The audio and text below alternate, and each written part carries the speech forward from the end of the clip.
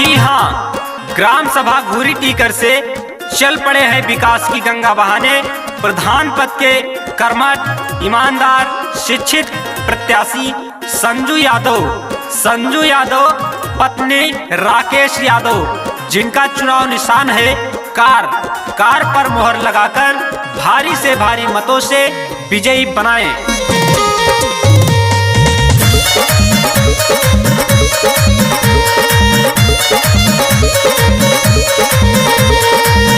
करवे पे मोहर लगावे के बा, करवे पे सुना अम्मा हमार, सुना बाबू हमार, सुना चाचा हमार, सुना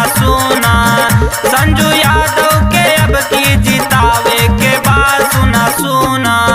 राकेश यादव के अब की जितावे के बाद, सुना संजू यादव के अब की जितावे के बाद, सुना संजू यादव जिंदाबाद जिंदाबाद जिंदाबाद,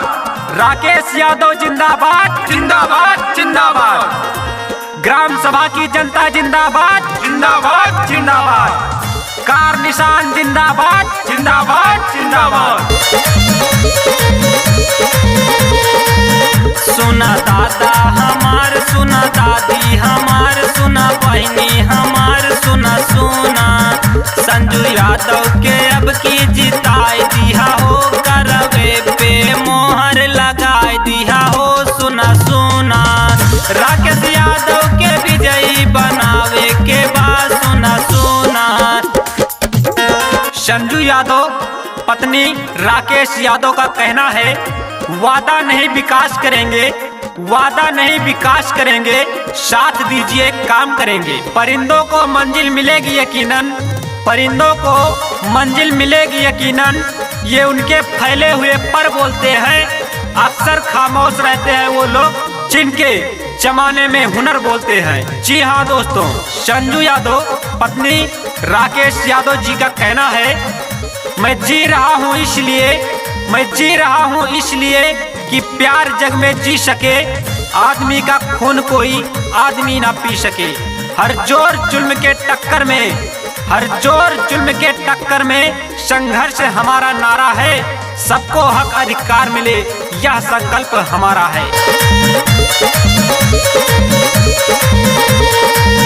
घूरी टीकर के शान बढ़ावे के बाद, संजू यादव के अब की जितावे के बाद, अब की प्रधान इनके बनावे के बाद, सुना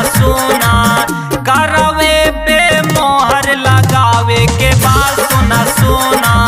राकेश यादव के विजयी बनावे के बाद, सुना संजू यादव जिंदाबाद जिंदाबाद जिंदाबाद,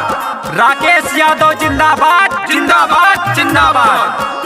ग्राम सभा की जनता जिंदाबाद जिंदाबाद जिंदाबाद,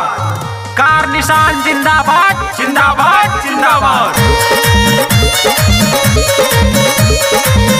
सुना भैया हमार, सुना भौजी हमार, पूरे जनता के ही है बाटे पुकार, सुना कर